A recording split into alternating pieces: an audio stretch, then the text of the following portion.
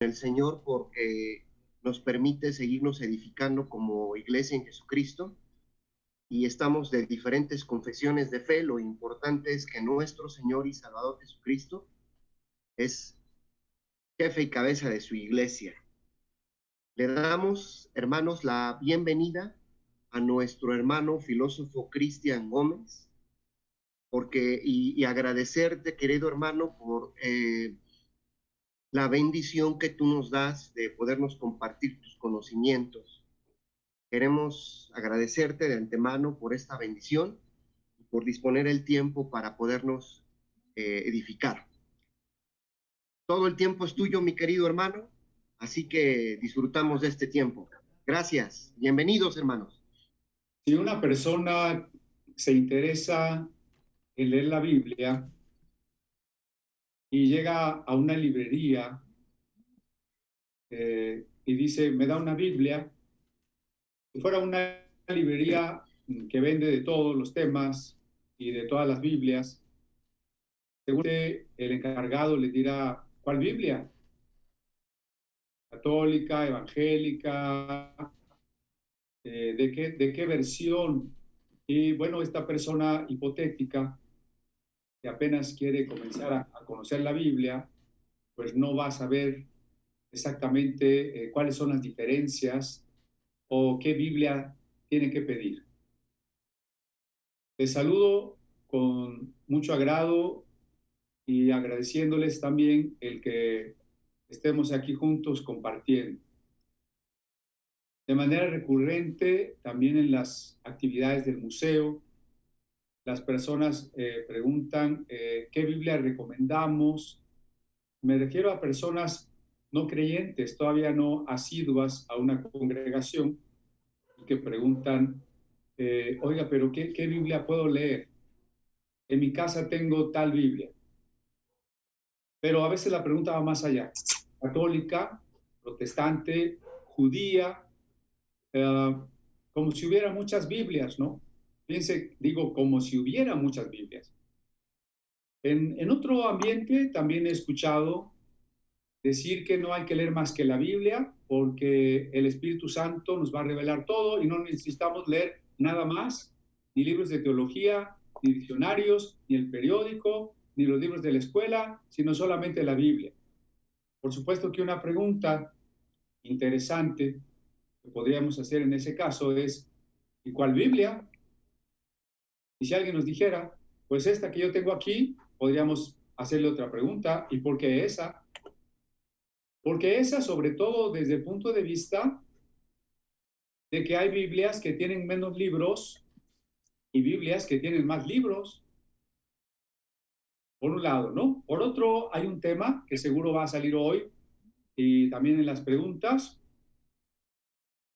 ¿Por qué hay libros que no quedaron dentro de la Biblia? Ustedes saben que llama más la atención el tema de los llamados apócrifos de los propios libros de la Biblia. Cuando National Geographic sacó a la luz el tema del Evangelio de Judas y otras ediciones, incluso hay una con un título medio engañoso, Apócrifos y otros libros prohibidos, se llama el libro. En las personas se despierta una gran curiosidad por leer eso. Y a veces yo le echo la pregunta a algunas personas, bueno, ¿tú ya leíste los evangelios canónicos, Mateo, Marcos, Lucas, Juan? Bueno, no. Entonces, ¿por qué estás tan interesado en el Evangelio de María Magdalena o en el Evangelio de Judas? Si tú quieres conocerlos, está bien. Hay ediciones muy baratas, pero tendrías que primeramente conocer los evangelios canónicos y muchas veces se dice que esos libros fueron escogidos por la iglesia y que los demás fueron escondidos y prohibidos porque a la iglesia no le convenía.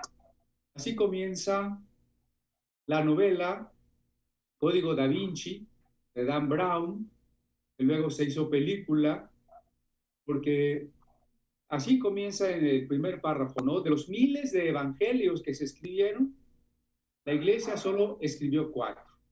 Escogió 4. Entonces, su teoría es que esto sucedió hasta el siglo IV, durante el tiempo de Constantino, debido a que él adoraba al sol, le convenía un imperio, por tanto le convenía un solo Dios, hombre, varón, dirían las feministas, y por eso es que Constantino hizo que la iglesia escogiera esos 4 evangelios que divinizaban a Cristo, que dejaban a un lado a las mujeres y que dejaban prohibidos todos los demás apócrifos. Entonces son algunas preguntas, algunas inquietudes que toda persona que quiera acercarse al texto bíblico va a tener tarde o temprano. No se diga la frecuente controversia entre católicos y evangélicos. ¿Por qué tu Biblia tiene más libros? ¿Por qué la iglesia, me han dicho algunos evangélicos, por qué la iglesia católica le añadió libros a la Biblia? Y los folletitos, los panfletos apologéticos de la iglesia católica dicen que Lutero le quitó libros a la Biblia. Como ustedes ven, hay muchas inquietudes y temas que nos llevan a la necesidad de plantear este riquísimo tema del canon. La palabra es muy antigua. La palabra significa desde el acadio y pasando luego al hebreo, al griego, al latín y luego al español, prácticamente igual, caña. Caña porque antiguamente era una de las medidas. No se había inventado una unidad como el metro y diríamos las dimensiones de un terreno se tenían que medir con cañas. Así el Apocalipsis dice San Juan y me pueda dar una vara de medir, una caña de medir. Eso es lo que significa canon, una caña de medir. Y para la aplicación a la que nos referimos es entonces la regla y por ende la lista de libros que las iglesias consideran inspirados y por tanto consideran palabra de Dios. No es exactamente, estricto sentido, lo mismo canónico que inspirado, pero sí son dos conceptos muy relacionados. Ahora, si se fijan, yo dije las iglesias, porque estoy pensando no solo en la iglesia de Cristo como un todo, sino en las distintas instituciones que a partir de ella se han forjado. Y habrá que pensar también no solo en el pueblo de Israel, sino en las distintas ramas del judaísmo. Entonces, lo primero que vamos a encontrar es que tanto en las ramas del judaísmo como en las distintas instituciones de la iglesia cristiana puede haber cánones de diferente extensión. Y por eso tenemos que ir primero a un punto básico. Ese punto básico es cómo se formó ese canon. ¿Quién lo decidió? Es otra pregunta, ¿no? También muy recurrente. Pero ¿quién decidió que este libro estuviera o que este libro no estuviera? Y a veces las respuestas más piadosas que históricas dicen, bueno, pues es que fue un concilio, es que fue un santo, es que fue un profeta, es que fue la iglesia fulana de tal, y a veces no sabemos bien a ciencia cierta cómo se decidió y cómo se formó el canon respectivo que nosotros aceptemos. Vamos a dividir entonces en dos partes la formación del canon del Antiguo Testamento y la formación del canon del Nuevo Testamento. Vamos a comenzar por la del Antiguo. Como nos indicaba el pastor Alberto desde el principio, vamos a tener un tiempo de preguntas. Yo les suplico que las anote, las tenga listas para participar con toda confianza. No tienen que estar de acuerdo conmigo, pueden tener otra opinión, no pasa nada. Lo importante es que nuestra plática sirva para reflexionar, para despertar dudas que nos lleven a un mayor aprendizaje. Bueno, en el caso de ambos cánones, deberíamos comenzar reconociendo que conforme la Biblia se iba escribiendo, los autores humanos, los agiógrafos, no tenían una conciencia de que ellos estaban escribiendo la Biblia. Recordemos que la Biblia no es un libro en realidad, sino una colección de documentos de más de 1000 años, de muchos autores. Entonces, por eso hay un problema como el del canon. ¿Qué debe pertenecer y qué no debe pertenecer a esta colección?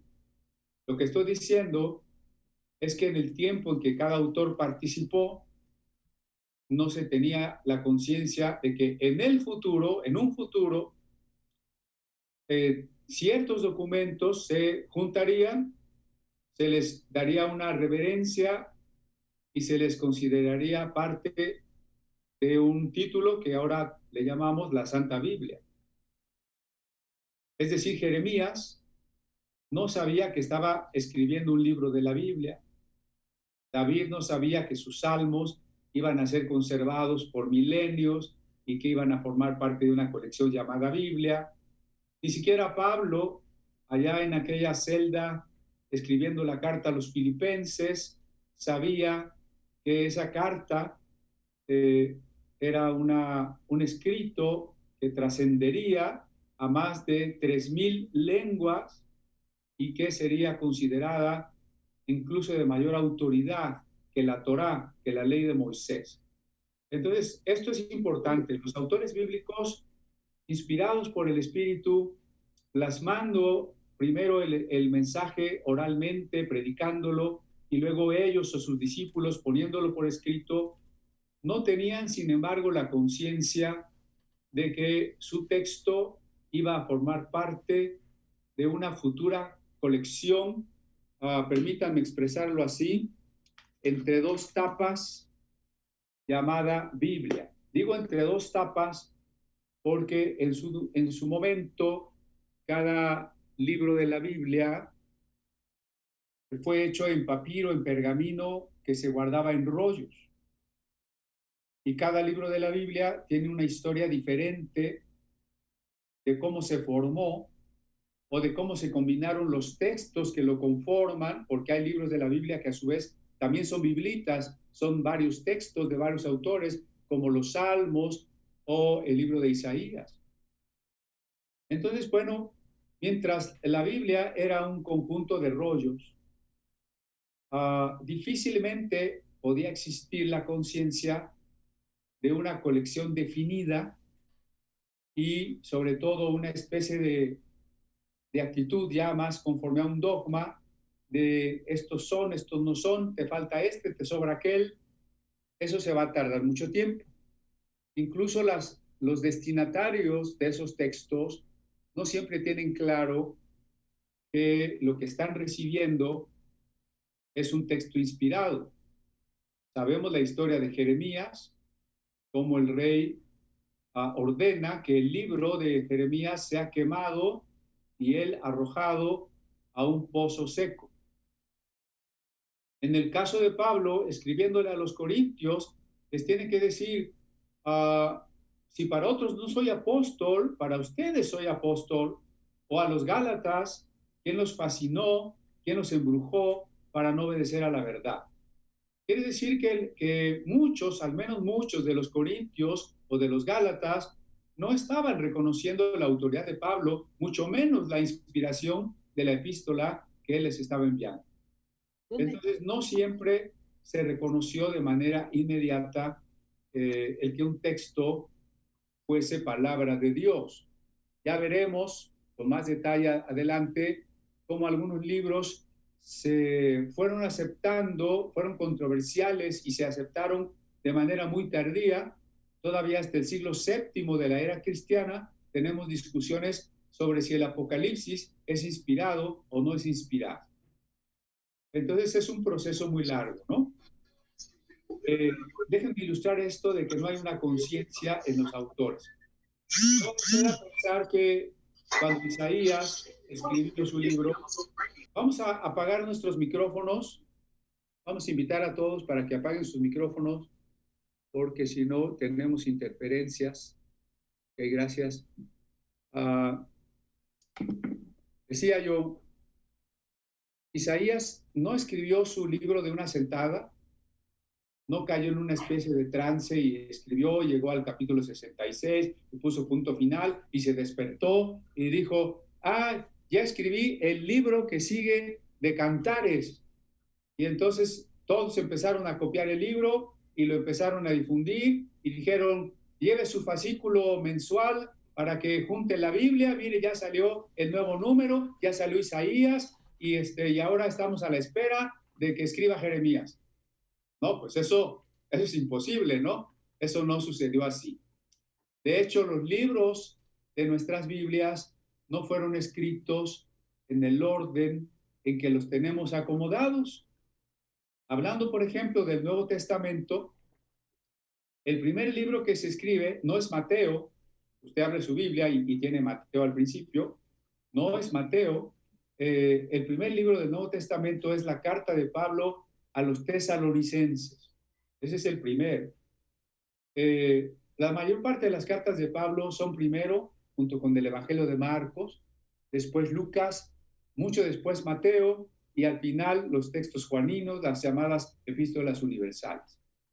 En el caso del Antiguo Testamento, es muy probable que algunos textos de Miqueas, de Oseas, junto con algunos textos del libro de Jueces, sean los textos más antiguos de la Biblia, del Antiguo, ¿no? Posteriormente, algunos pasajes del Génesis, algunos pasajes del Éxodo. Es otro orden. Si tuviéramos que acomodar la Biblia conforme a la cronología de la redacción, tendríamos un orden muy diferente al que estamos acostumbrados. No solamente eso, hablando del acomodo de los libros, quizá la mayoría, si la mayoría que está hoy conectado es del ámbito evangélico, protestante, estamos acostumbrados a utilizar la Biblia de Casiodoro de Reina. Y la Biblia de Reina no es el único orden posible de los libros. Simplemente, por ejemplo, si usted se compra una Biblia en hebreo, ya sea la edición de la Sociedad Bíblica de Alemania, la Biblia Stuttgartensia o una edición judía, usted se va a encontrar con que solo los primeros 5 libros están en el orden que tenemos nosotros. Pero para ellos luego viene una sección que se llama profetas primeros y profetas postreros. Y solo en una tercera sección viene la sección Salmos o Escritos, que abre con el libro de los Salmos. Y curiosamente en esa tercera sección tenemos, por ejemplo, el libro de Esdras y Nehemías, tenemos el libro de Proverbios, el libro de Job, tenemos el libro de Daniel, que no está entre los profetas en la Biblia hebrea, y la Biblia hebrea no cierra, como la nuestra, con Malaquías, sino con Segundo de Crónicas. Entonces, el canon del Antiguo Testamento es variable si nos ha llegado por el camino de la Biblia hebrea o por el camino de la Biblia griega. Digamos, en síntesis, que la Biblia de Reina Valera tiene el canon hebreo, canon corto, canon hebreo, en el orden de la Biblia griega. Y curiosamente, ahora algunas Biblias católicas tienen el canon largo, el canon griego, en el orden hebreo. Curiosidades, ¿no? En el caso del Nuevo Testamento, si consultamos algunos de los códices más antiguos, que estén más completos, los del siglo IV, el Alejandrino, el Efraín Scriptus, el Códice Beza, vamos a ver que algunos comienzan con las epístolas de Pablo y solo vienen después los evangelios. En otros casos, Lucas y Hechos vienen juntos y luego Juan. En otras viene el Apocalipsis antes de las cartas universales.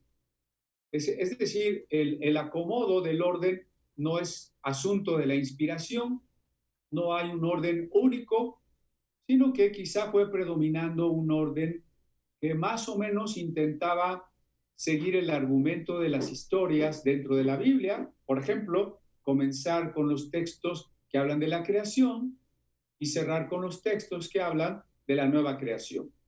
Pero bueno, esto en cuanto al orden de los libros de la Biblia.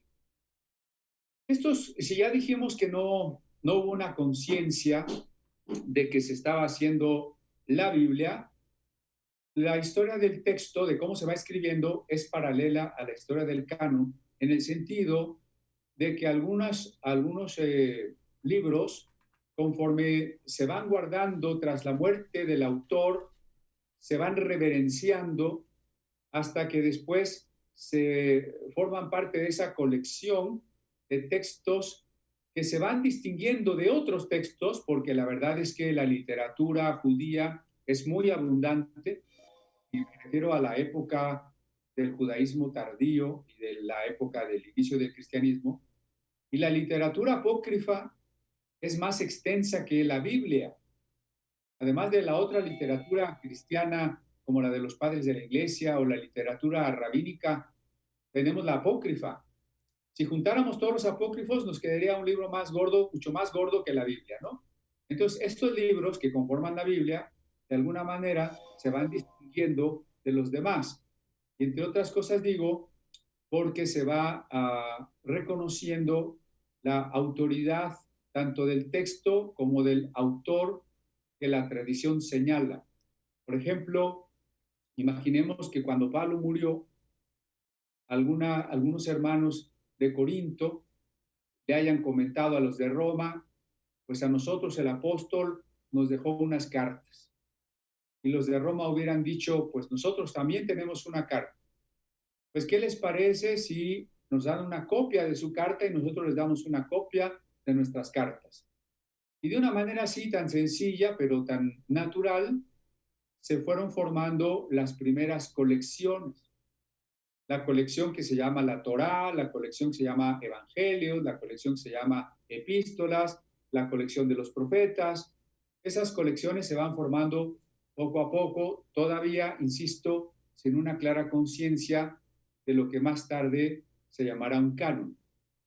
En el caso del Antiguo Testamento, la formación del canon es bastante tardía. Me voy a apurar porque si no me voy a desviar en cuestiones de historia del texto y además el tiempo nos va a comer, pero se dice en una de las tradiciones de la oficialidad judía que fue Esdras y la gran sinagoga a la vuelta de Babilonia quienes cerraron el canon del Antiguo Testamento.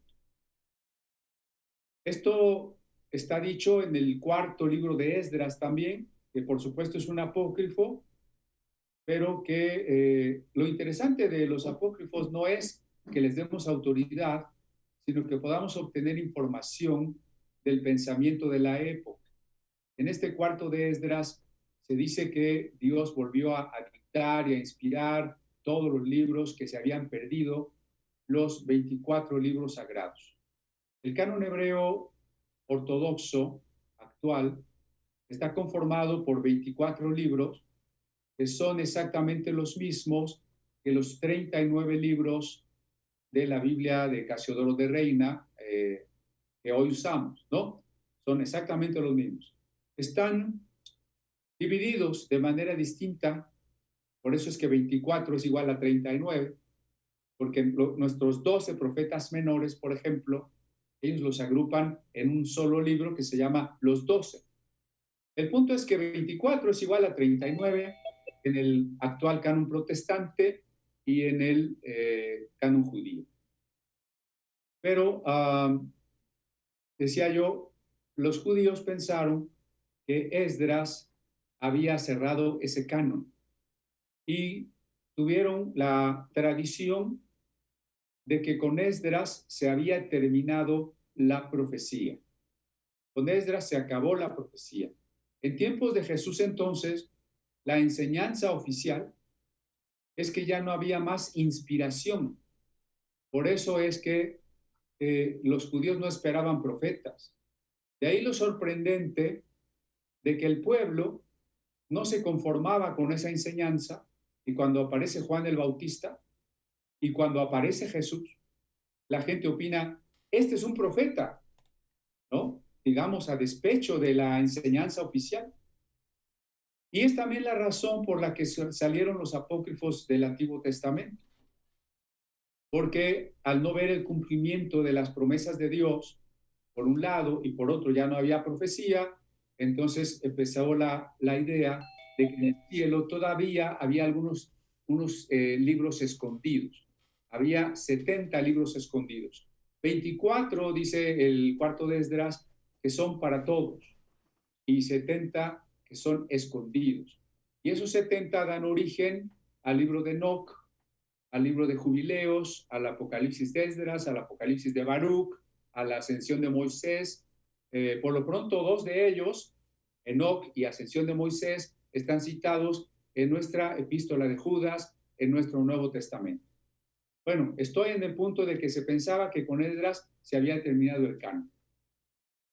Usted puede leer más acerca de la formación del canon hebreo, de las discusiones en la Mishnah y en el Talmud, porque allí se han conservado las discusiones que los rabinos de la época del año 100 después de Cristo, como Gamaliel II, Shmuel Catán, Rabí Akiva, pertenecientes a lo que sobrevivía del Sanedrín, discutieron acerca de los libros sagrados. Por ejemplo, dicen ellos, libros que manchan las manos. A esos libros que nosotros les llamamos canónicos, los judíos les llaman libros que manchan las manos. Uno diría, pero parece decir lo contrario. Tendríamos que ir al libro de Levítico para ver que cuando se toca una cosa impura hay que lavarse las manos, pero también cuando se toca una cosa muy santa hay que lavarse las manos para no cometer un sacrilegio con manos santas y después llegar a tocar una cosa impura.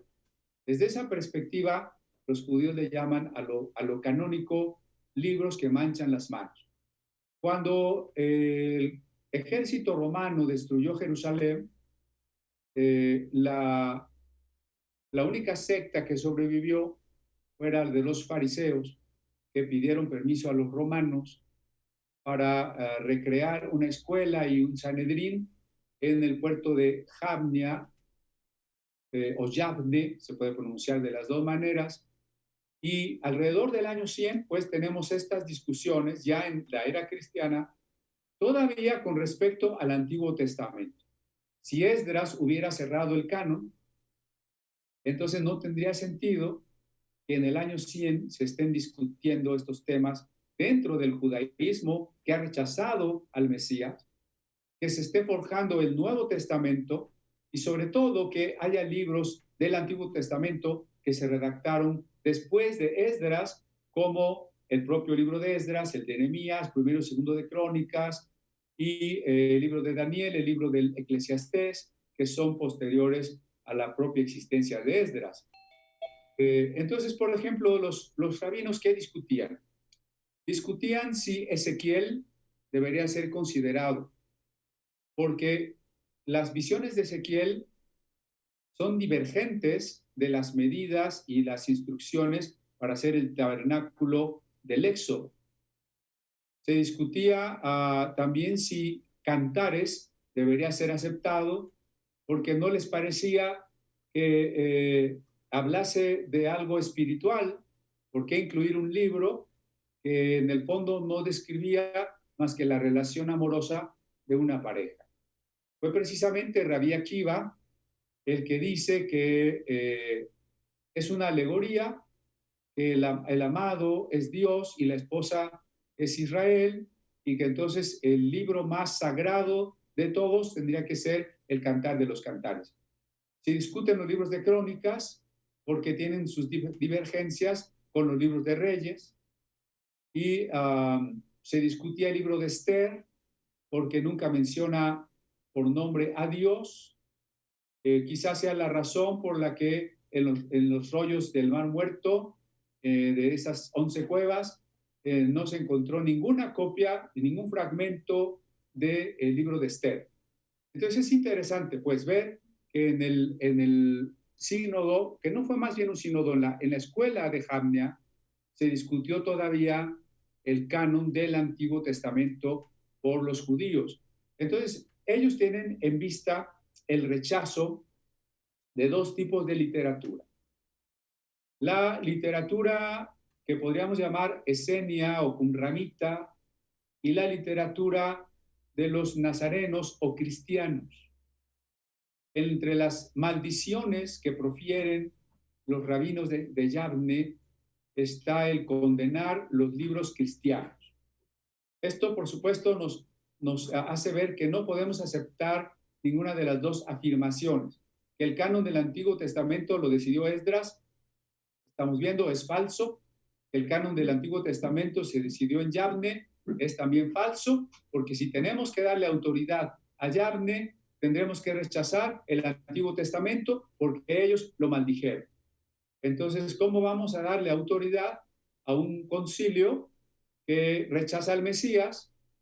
Tendríamos que suponer que estaba lleno del Espíritu Santo para tomar una decisión de ese tipo, ¿no? Entonces, antes de continuar, voy a detenerme en este punto que es muy importante cuando nos preguntamos quién decide el canon de la Biblia. En una primera respuesta, vamos a decir que no lo decide una persona y que no lo decide un concilio. Yo sé que la mayoría hemos oído que el concilio fulano, sultano, no lo puede decidir un concilio. La razón es, por ejemplo, si el cuarto concilio de Cartago decidió el canon o el concilio de la Odisea decidió el canon del Nuevo Testamento, nos estamos enfrentando a concilios que son provinciales y no ecuménicos, es decir, no mundiales. ¿Por qué tendrían autoridad? Estamos hablando de concilios del siglo IV y casi del V. ¿Por qué tan lejos de la era apostólica? Suponemos que todos los integrantes de ese concilio estaban llenos del Espíritu Santo como para tomar una decisión de ese tipo. Y algo que me parece todavía más peligroso. Si nosotros decimos que la Biblia es la máxima norma de la fe, que no hay nada arriba de la Biblia, y luego decimos que el concilio decidió la Biblia, nos estamos contradiciendo. Estamos poniendo algo encima de la propia Biblia. No podemos poner a los concilios sobre la Biblia. Esa va a ser la discusión en la Reforma. Si la Iglesia está sobre la Biblia, dirá John Eck, teólogo de Roma, el Concilio de Trento dirá que la Iglesia es la depositaria y la encargada de interpretar la Biblia, y la Reforma dirá no, la Biblia es la suprema norma de la fe. Entonces, si queremos ser consecuentes con los postulados de la Reforma, no podemos afirmar que un concilio decidió el canon del Antiguo o del Nuevo Testamento, para nada. Lo que sí podemos corroborar es que a pesar de las diferencias que haya habido, hay un corpus, hay un núcleo central de la colección que va siendo reconocido por prácticamente todos los grupos judíos, y esto lo podemos saber primero por el Talmud de Babilonia, que precisamente mencioné hace rato, que recoge mucho del proceso de reconocimiento y discusión sobre los libros.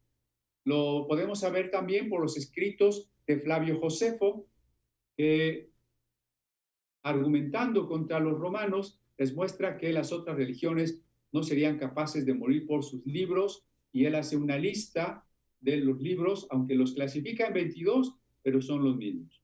Tenemos también el testimonio del filósofo judío Filón de Alejandría. Tenemos, por supuesto, el testimonio del Nuevo Testamento con respecto a las tres secciones, como la menciona Lucas 24, la ley, los profetas y los salmos.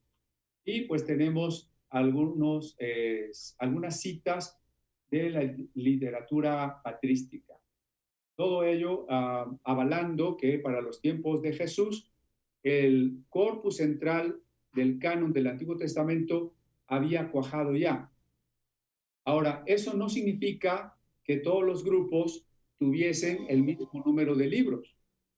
Al principio les decía que los cánones son diferentes en extensión. Por ejemplo, contemporáneos de Jesús fueron los saduceos, que no creían, ustedes saben, en la resurrección, por ejemplo, y cuyo canon era solamente la Torá y el libro de Job. O sea, lo que ellos consideraban de la autoría de Moisés, ¿no? Había una tradición, que no deja de ser una tradición, no tiene nada de sustento, que Moisés había sido el autor del libro de Job y del Pentateuco, que es lo mismo que la Torá. Esto lo aclaro porque me he encontrado evangélicos seducidos por los judaizantes que a veces me preguntan si no les puedo conseguir una Torá. Les digo, oiga, ¿qué usted no tiene su Biblia? Sí, la Torá la ha tenido ahí hace 30 años, ¿no? Es el Pentateuco. Bueno, entonces los saduceos solo aceptaban esa parte. Es decir, el canon más reducido es el saduceo.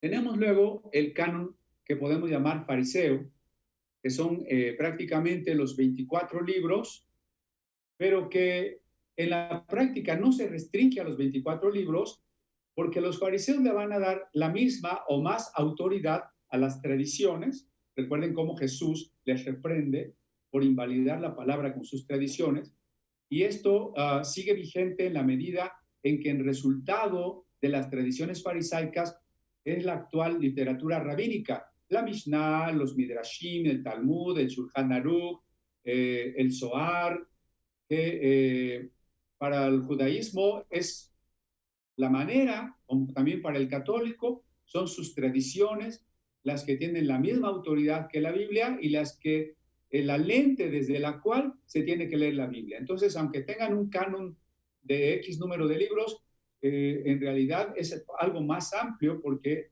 reconocen otra autoridad.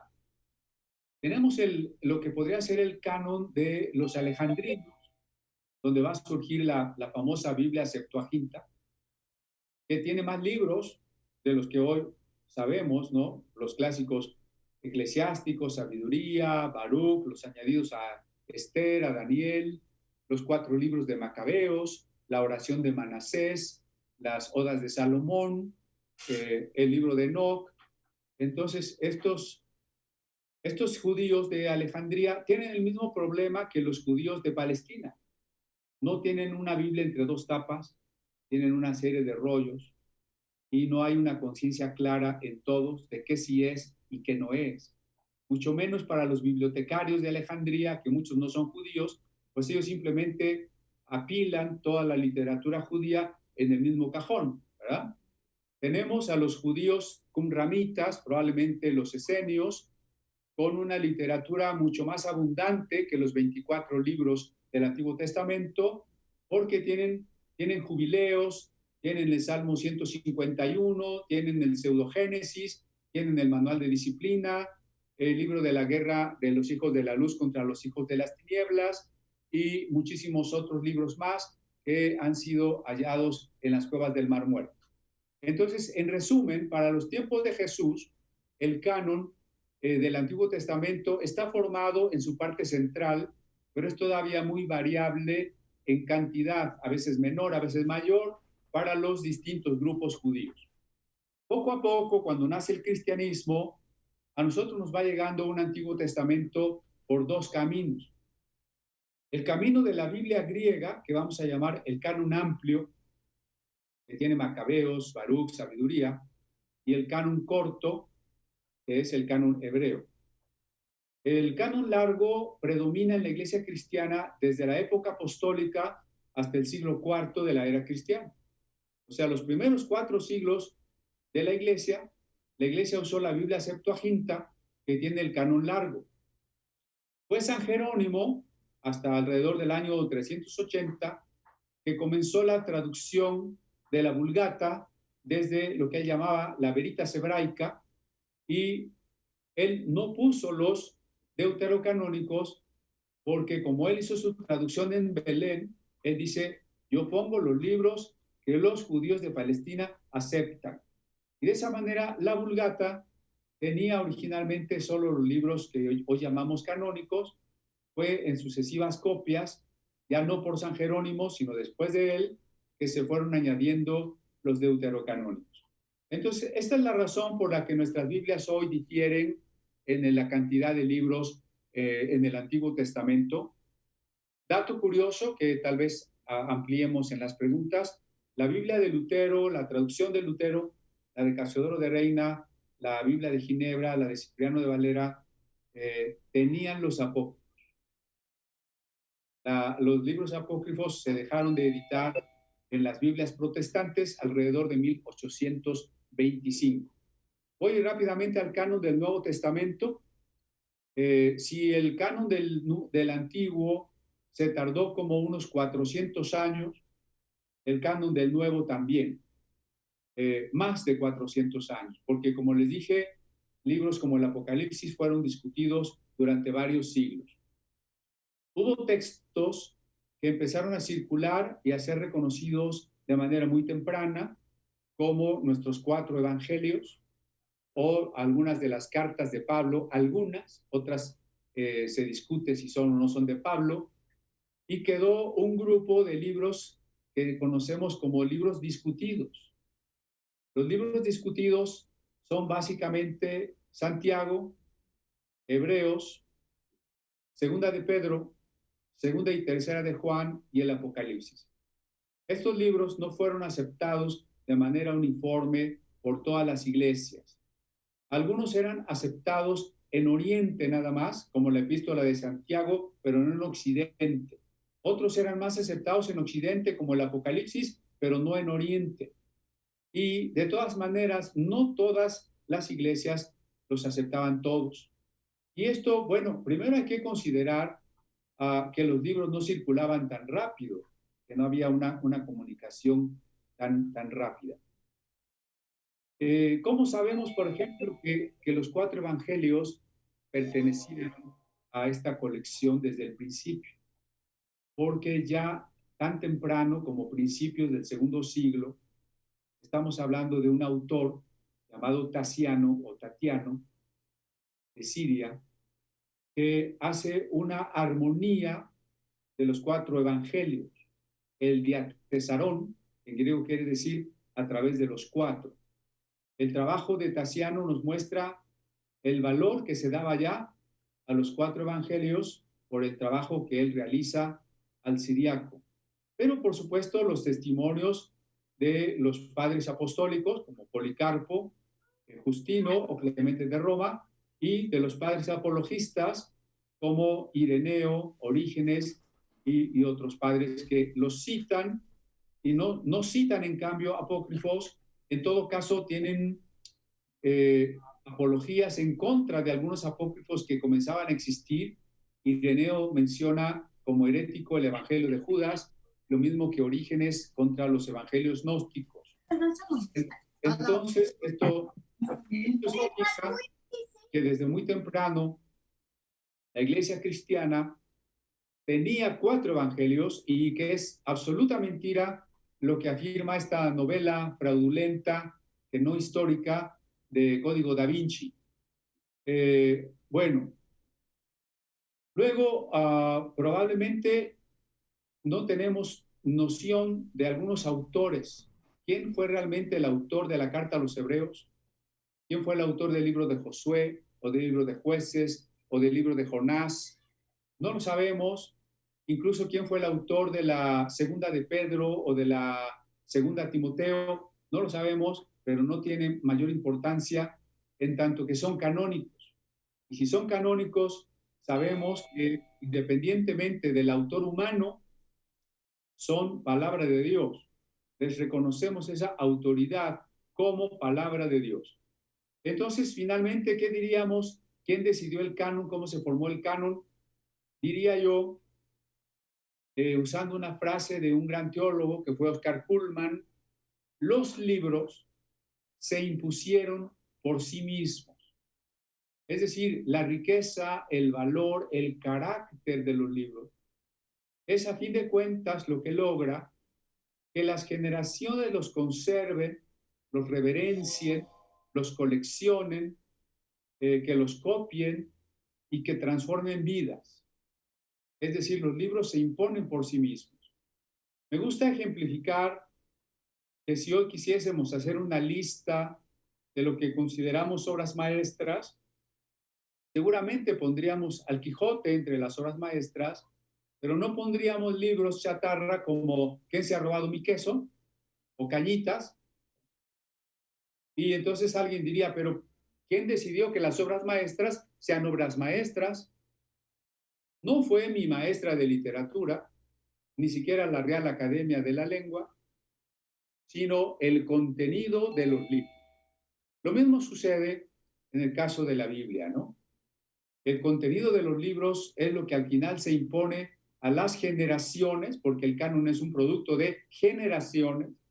Orígenes y otros investigadores como Eusebio de Cesarea van a las distintas congregaciones para ver qué libros conservan, y lo sorprendente es que en un tiempo en que no hay comunicaciones y, como dije, la difusión de libros es muy lenta, el corpus central del canon es el mismo para las iglesias del sur de Europa, del norte de África y del Asia Menor y del Medio Oriente. ¿Cómo? Si no había redes sociales, hubiera sido diferente si hubiera habido Facebook y dicen, a ver, Isaías, ¿quién le da like a Isaías? No, pues sí, ganó Isaías, tiene muchos likes, queda. No, por supuesto que no. Entonces es sorprendente cómo las distintas sinagogas o iglesias fueron conservando prácticamente los mismos textos. Así que diríamos que los hilos de cómo se forma el canon son divinos, son hilos desde el cielo, porque es un proceso histórico que dura varios siglos, que dura muchas generaciones y que cuando la iglesia no tiene un gobierno central que pueda imponer un criterio y no tiene formas de comunicación para ponernos de acuerdo, finalmente cuaja, se concreta un canon. Creo que esto es lo maravilloso. Entonces, no es Agustín de Hipona, que da una lista en el Cuarto Concilio de Cartago, no es San Jerónimo, que en el prólogo Galeato de la Vulgata nos da una lista, no es Eusebio de Cesarea, con su historia eclesiástica, no es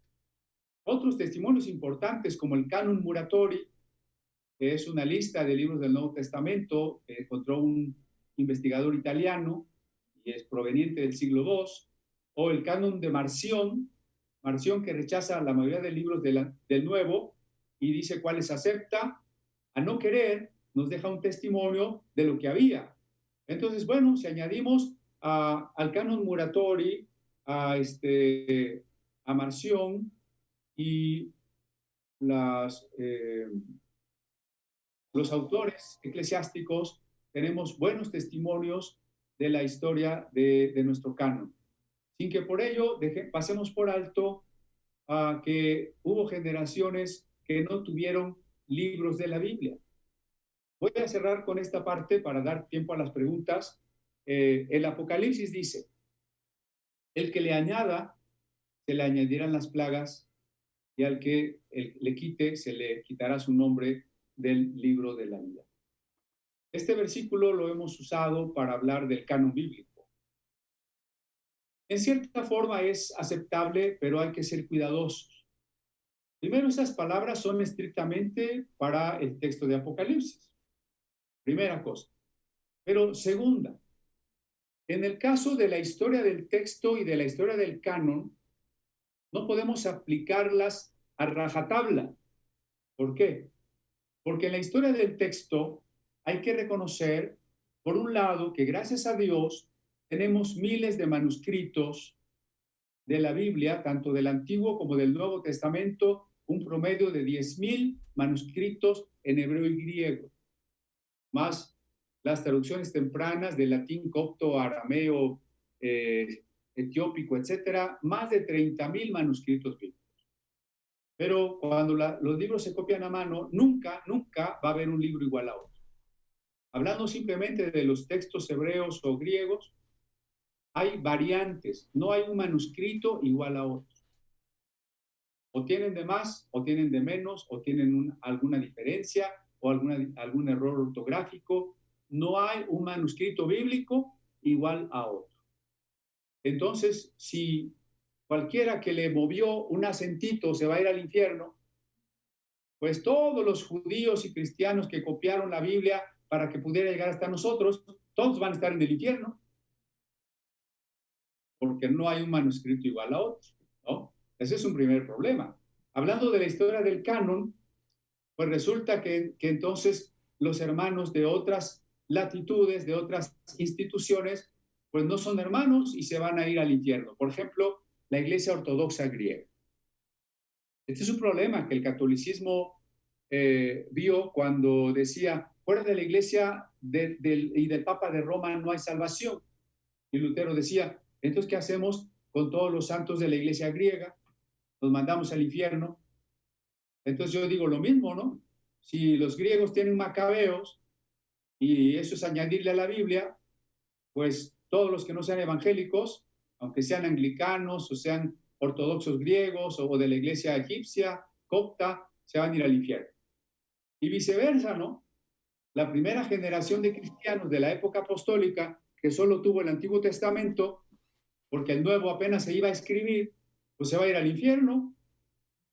Y los hermanos que no tuvieron la carta a los Corintios porque a ellos nunca les llegó, pues se van a ir al infierno. Y los hermanos que pertenecieron a una región donde el Apocalipsis todavía no se aceptaba, pues se van a ir al infierno. Por supuesto que no. Esto nos tiene que mover a comprender de manera seria, tolerante, amorosa, el problema del canon. Y reconocer que no podemos ser tan cerrados como decir, es que tu Biblia tiene más libros o tiene menos libros y entonces tú ya estás descartado. ¿Por qué? Déjenme poner este ejemplo con el arco iris. El arco iris no tiene límites definidos. No sabemos dónde acaba y dónde empieza. De ahí la leyenda de una olla de monedas de oro donde empieza el arco iris, ¿no? A pesar de que no tiene límites definidos, es un hecho innegable el arco iris. Pues así es el canon. A pesar de que los límites sean difusos para una iglesia u otra, comparándolas, es un hecho que hay un corpus central cuyo mensaje de un Dios amoroso, de un Dios que se hace humano y que nos salva y nos promete la resurrección del cuerpo en una vida eterna, eso está en todos los cánones del tamaño que ustedes quieran. Y eso es lo importante. Eso es lo que nos podría permitir tener una tolerancia con otras iglesias cuyo canon difiere del nuestro, o incluso tener en nuestra colección privada una Biblia con cantidad de libros diferente, o compartir el Evangelio a un católico con una Biblia católica, o a un judío con una Biblia judía, ¿no? Entonces, el problema del canon, pues, no es su extensión o sus variantes o el orden en que se acomodan los libros. El problema es distorsionar el mensaje central de la Sagrada Escritura. Juan 5:39 dice que las Escrituras dan testimonio de mí. El mensaje central de la Biblia es Cristo. Entonces habrá personas que aparentemente estén respetando el canon y que no le estén añadiendo a la Biblia.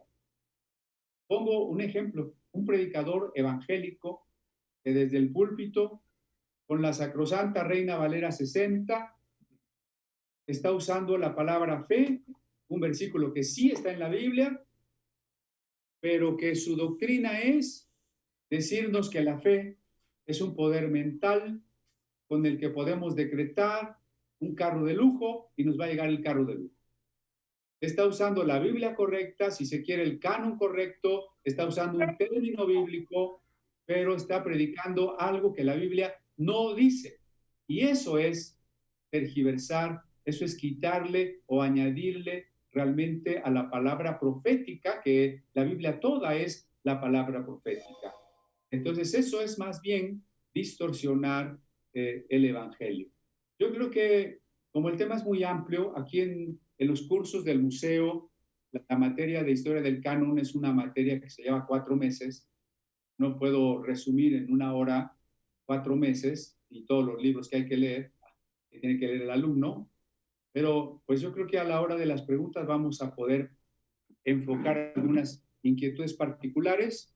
Entonces, si los organizadores así lo indican, vamos a pasar a las preguntas.